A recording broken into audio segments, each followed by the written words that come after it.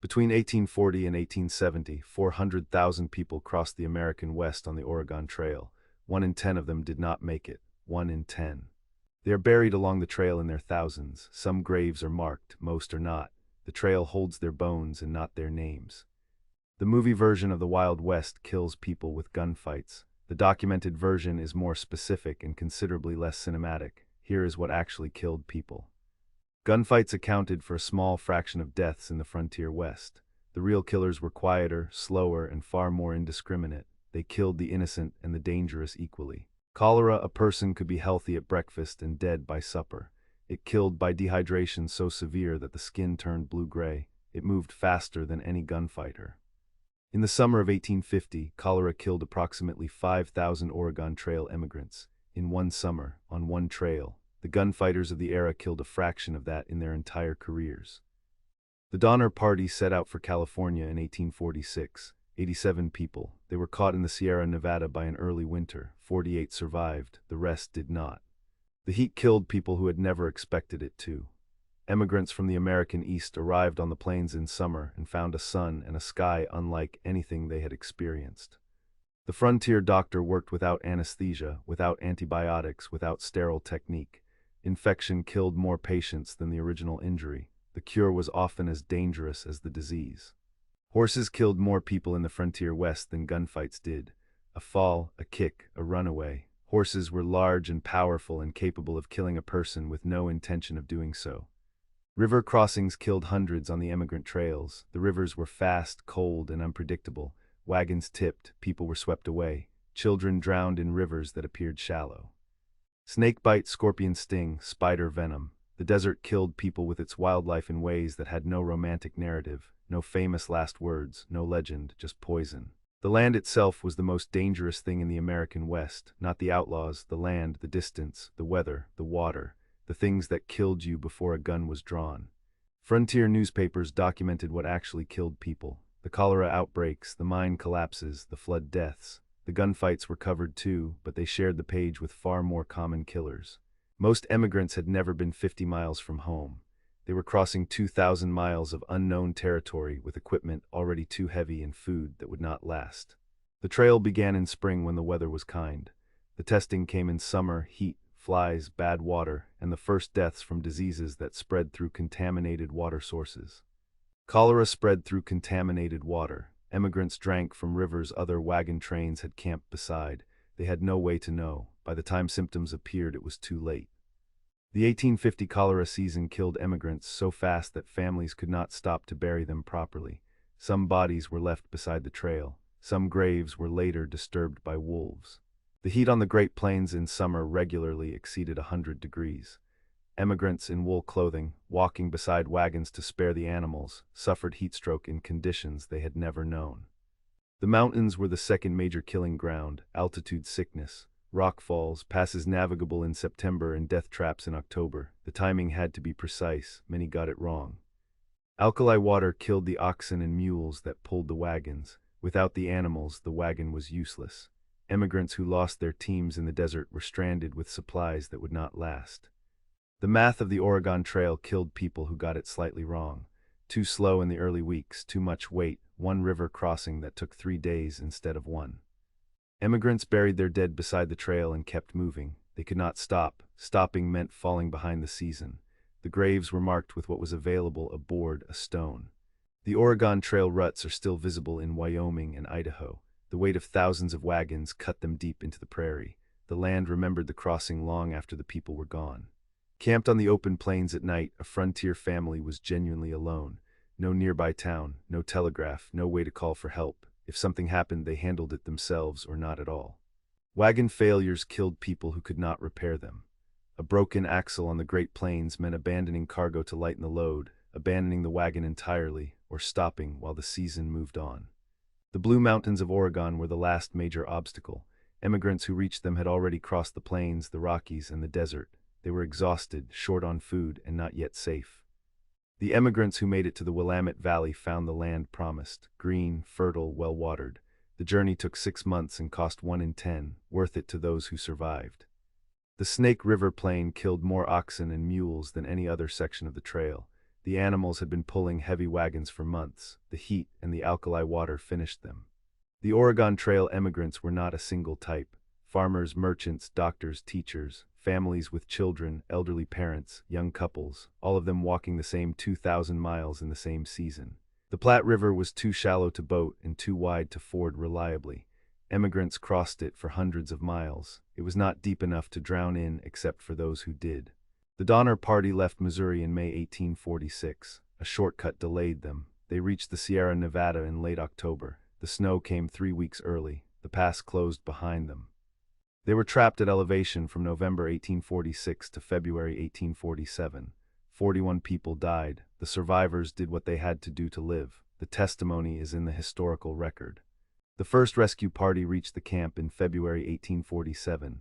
46 survivors were alive. Many were barely functional. Several who survived the winter died after rescue from the effects of starvation. The pass that trapped the Donner Party is now Interstate 80. People drive through it in an hour. The emigrants who got it wrong in 1846 spent 4 months in it. 41 died. The Hastings cutoff was shorter on paper and longer in reality. It added weeks through harder terrain. By the time the Donner Party knew this, it was too late to recover the time. Several Donner Party members kept diaries through the winter. They recorded what they ate, who died, and what decisions were made. Those diaries are in archives. The record is complete and specific. A stone monument marks the Donner Camp site in the Sierra Nevada. The base is 22 feet high, the depth of the snow that winter. The survivors stepped over it to reach the door.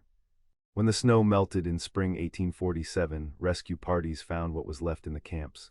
The documentation of what happened there is precise, complete, and disturbing. The land had held it all winter. Cowboys died on cattle drives at a rate the legend does not acknowledge. Stampedes, drowning at river crossings, lightning strikes, being dragged by ropes tied to panicked animals. A cattle stampede at night was one of the most dangerous situations a cowboy could face. The cattle moved in total darkness. A horse that stumbled put the rider under the herd. The Kisham Trail ran over 1,000 miles from Texas to Kansas. Cowboys spent months on horseback in all weather. The physical toll, sun, rain, cold, exhaustion, killed men who survived. River crossings on cattle drives killed cowboys and cattle in equal measure. The current swept animals downstream. Cowboys who went in after them sometimes did not come back. Lightning killed cowboys on the open plains where there was nothing taller than a man on horseback. It killed the horses. It killed the cattle. It killed in seconds without warning. Cowboys on the trail slept outdoors for months. They were exposed to every weather event the Great Plains produced. The ones who made it back had learned what to do about each one. The Red River crossing killed cattle drivers every season. The river rose without warning. Longhorn cattle panicked in the current. Cowboys went in after panicked cattle and did not always come out. Drought killed cattle ranchers who had bet everything on a season that did not deliver rain. A dry summer on the Texas plains could wipe out a herd that had taken a decade to build. Winter range work killed cowboys who were not prepared for the specific cold of the Great Plains. Frostbite was common. Hypothermia was common. Freezing to death on the open range was not uncommon. The working cowboy's life bore no resemblance to the legend. Hard physical labor, poor food, shared sleeping quarters, low pay, high risk of injury. A working cowboy was an agricultural laborer, not a romantic figure. The cattle drives ended when the railroads pushed south far enough that Texas ranchers could ship directly. The drives lasted roughly 20 years. Thousands of cowboys worked them. Some of them died on the trail. Trail town cemeteries hold cowboys who died at the end of the drive in saloon fights from injuries from disease. Boot Hill was not a legend. It was a working cemetery. Smallpox hit frontier communities with no vaccination. Native American populations were devastated. Tribes with no prior exposure died at rates of 50 to 90% in a single outbreak. The Mandan people of the upper Missouri River numbered approximately 2,000 in 1837. A smallpox epidemic killed all but 125 of them, in weeks. The U.S. Army on the frontier lost more soldiers to disease than to combat. Dysentery, typhoid, malaria killed men who survived every engagement. The Army's medical records document it precisely. Typhoid fever killed people in frontier boomtowns that had no sanitation. Human waste contaminated water supplies. In a town of 5,000 with no sewer system, typhoid moved through in weeks. Dental infection killed people on the frontier. A tooth abscess that today is treated in a week could spread to the jaw, the throat, and the brain. People died of toothaches. Patent medicine filled the gap. Laudanum, mercury compounds, cocaine preparations sold as cures for everything. Some killed patients faster than the disease, most delayed real treatment. Frontier surgery was performed without anesthesia beyond whiskey or laudanum, without sterile instruments, without blood transfusion capability. The patient either survived the trauma or did not. The frontier pharmacy had quinine for malaria, laudanum for pain, and very little else that was genuinely effective. The medications that would have saved most frontier deaths did not exist yet. Frontier hospitals were converted hotels or saloons with cots, no running water, no sterilization. The infection rate from surgical procedures performed in these conditions was extremely high. Most frontier medicine was performed by women in their own homes. They knew which plants reduced fever, which stopped bleeding. They delivered babies and nursed the sick, usually alone. Tuberculosis killed people across the frontier era. It killed cowboys, outlaws, gamblers, and homesteaders. The only treatment available was dry air and rest. It slowed the disease. It did not stop it. Childbirth killed women on the frontier at rates the pioneering mythology rarely acknowledges. Without surgical intervention or antibiotics, complications that today are survivable were death sentences. Children died of measles, whooping cough, scarlet fever, diphtheria. Diseases that modern vaccination has made historical curiosities killed children on the frontier. Emigrant diaries record the graves. Spring river crossings killed people who had crossed the same rivers safely in summer. The snowmelt turned manageable streams into torrents. The current was faster than it looked. Plains blizzards killed people who were a mile from shelter. The temperature dropped 40 degrees in an hour. The wind was the killing factor. People froze within sight of their own homesteads. Flash floods killed people who had camped in dry riverbeds. The rain fell 30 miles away. The water arrived without warning. A dry arroyo became a torrent in minutes. Prairie fires killed homesteaders too far from water to fight them. The fire moved faster than a horse in high grass and dry wind. It burned everything: crops, livestock, the house. Tornadoes killed homesteaders on the Great Plains who had no warning and no shelter. No sirens, no watches, no emergency alerts. The storm arrived and destroyed what was in its path. Hailstorms destroyed crops that had taken a season to grow. They killed livestock and injured people caught in the open. The Great Plains produced hailstorms of a size the American East never saw. Ice storms killed livestock that could not break through the frozen crust to reach the grass beneath. Cattle starved on top of food they could not reach. Ranchers watched entire herds die. The drought years on the Great Plains came without warning and lasted without mercy. Families who had built everything on the promise of the land discovered that the land did not keep promises. Frontier rivers flooded in spring and destroyed homesteads that had been built in the fertile bottomland. The land beside the river was the best farming land. It was also the most vulnerable. The isolation of a Great Plains winter was a specific danger. Storms could trap a family for weeks. If supplies ran low, there was no way out and no way to get more.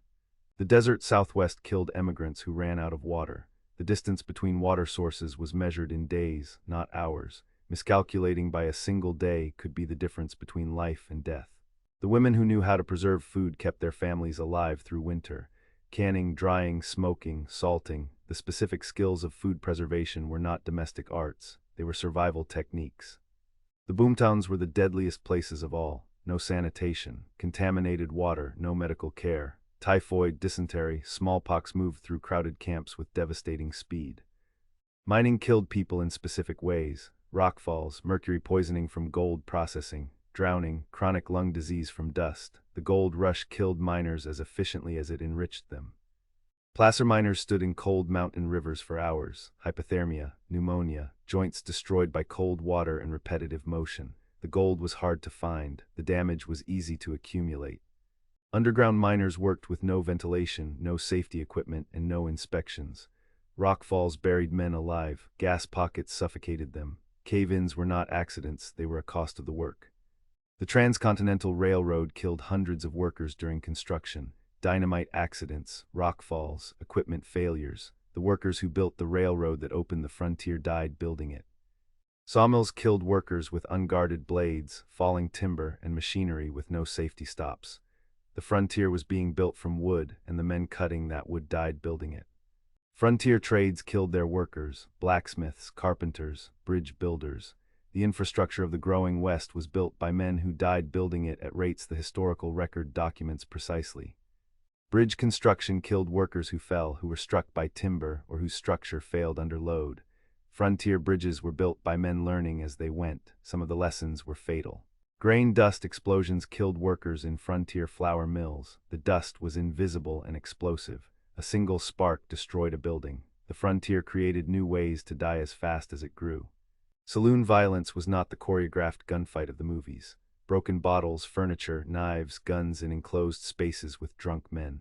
People died in ways nobody remembered and nobody named. Isolation killed people who had accidents with no one to help. A broken leg miles from any town was a death sentence if infection set in. Children died of treatable illnesses. Drought killed entire communities. The crops failed, the animals died, the wells dried up. Families who had invested everything in a homestead were left with nothing and nowhere to go. The homesteaders who survived were skilled, prepared, and relentlessly practical. The ones who died were not necessarily less capable. The land did not grade on a curve. Digging a well on the Great Plains could kill you before you found water. Well collapse buried men alive. Gas pockets suffocated them. And after all that, the water might be alkaline and undrinkable. Frontier women carried water from the nearest source, sometimes a mile or more. The physical labor of water collection was performed every day, in every weather, without exception. At night on the frontier, a family was genuinely alone. No neighbors within calling distance. No law within a day's ride. If trouble arrived in the night, the family handled it or did not. The locust plagues of the 1870s stripped crops bare in hours. Families who survived drought, blizzard, and disease watched a cloud of insects consume an entire season's work in an afternoon. The psychological toll of frontier isolation killed people as surely as the physical dangers did. Depression, despair, and what was called prairie madness drove people to acts that the physical frontier alone could not explain. Sod houses kept families alive through winter. They were dark, damp, infested with insects, and structurally unreliable in heavy rain. They were also warmer than anything else a homesteader could build from available material. A frontier family's diet depended on what they could grow, hunt, or preserve. One failed crop or bad hunting season could tip a family from marginal survival into genuine starvation. The documented record of frontier violence is specific. Most gunfighters who died violently were killed in ambushes, not in the face-to-face showdowns that dime novels described. Doc Holliday was the most discussed gunfighter of his era. He died in bed in Glenwood Springs in 1887. Tuberculosis killed him, the disease he had carried since 1873. Not a gun. He died looking at his bare feet. His last words, "This is funny." He had expected to die with his boots on. Tuberculosis outlasted everything he survived. The gunfight at the OK Corral lasted 30 seconds. 3 men died, not a duel, men at close range in a living room-sized space. Most gunfights were similar. Most frontier towns were not particularly violent by the standards of the era. The famous gunfighter towns were famous precisely because they were exceptions, not the rule. Jesse James was shot from behind, unarmed, in his own living room, by a man he had invited in. The most famous outlaw in American history did not die in a gunfight. Wild Bill Hickok was going blind before he was shot at Deadwood. Trachoma was destroying his eyesight. The man famous for his gunfighting ability was losing the vision that made it possible. Wild Bill Hickok was shot from behind while playing cards, 2 aces and 2 eights, the dead man's hand. He always tried to sit with his back to the wall, not that day. Bass Reeves survived 32 years in Indian Territory without being shot. 114 of his fellow deputies were killed there. He retired because the law changed, not because the land beat him. The Donner Party emigrants were not reckless people. They were experienced travelers making reasonable decisions with the information they had. The shortcut was recommended by a man who had not personally tried it. The 3 in 4 who made it alive were not braver than the 1 in 4 who did not. They were careful, a little lucky, and they did not run out of time. Doc Holliday survived the OK Corral, the Vendetta ride, and every man who came for him. He did not survive the bacteria he had carried in his lungs since he was 22. The frontier women who kept their families alive through drought, disease, blizzard, and isolation are not in the legend of the Wild West. The gunfighters are. The record does not support the legend's priorities. Disease killed more Native Americans than all military conflicts combined. Smallpox, measles, cholera, brought by the immigrants crossing the land. The numbers are in the historical record. At a certain point on the Oregon Trail, going back was as dangerous as going forward. The emigrants who reached that point had made their decision. They moved forward and dealt with what came next. The frontier was not as dangerous as the movie version in one way. The showdown was rare. It was more dangerous in every other way. The real killers were invisible or slow or both. Children died at higher rates than adults on the frontier. Women died at higher rates in childbirth than men died in violence. The most dangerous years were the years of the cholera. The Oregon Trail emigrants who died left almost no individual record. The cholera victims, the people who drowned, the children who died in canvas tents. The trail holds their graves and not their names. The Oregon Trail is marked now. People drive it in air-conditioned cars in 6 hours. The emigrants who walked it took 6 months. 1 in 10 of them died on the way. The American West was beautiful. It was also genuinely, specifically dangerous in ways that had nothing to do with the gunfighters and everything to do with the land, the water, the distance. Most people who went west were ordinary families making a reasonable decision about their future. They were not adventurers. They were not gunfighters. The frontier killed some of them anyway.